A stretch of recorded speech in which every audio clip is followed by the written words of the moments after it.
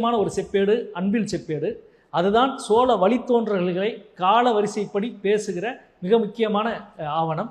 அந்த செப்பேடை ஏற்கனவே ஒரு 60-70 ஆண்டுகளுக்கு முன்பு இந்திய தொல்லியல் துறை கல்வெட்டுத்துறை அதை பதிப்பித்திருக்கிறது புத்தகமாக. ஆனால் இப்பொழுது அந்த செப்பேடு எங்கே இருக்கிறது என்று தெரியவில்லை, காணாமல் போய்விட்டதாக சொல்லுகிறார்கள். அதாவது 300 ஆண்டுகளுக்கு முன்பு எடுத்துச் செல்லப்பட்ட செப்பேட்டை நெதர்லாந்திலே இருக்கிற லெய்டன் பல்கலைக்கழகம் பத்திரமாக பாதுகாத்து வைத்திருந்தது.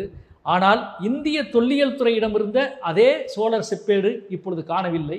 தயவு செய்து இந்திய அரசு, தொல்லியல் அரசு அன்பில் செப்பேட்டை மீட்க வேண்டும், கண்டறிய வேண்டும், அதற்கு முழு முயற்சி எடுக்க வேண்டும் என்று இந்த நேரத்திலே கேட்டுக்கொள்கிறேன்.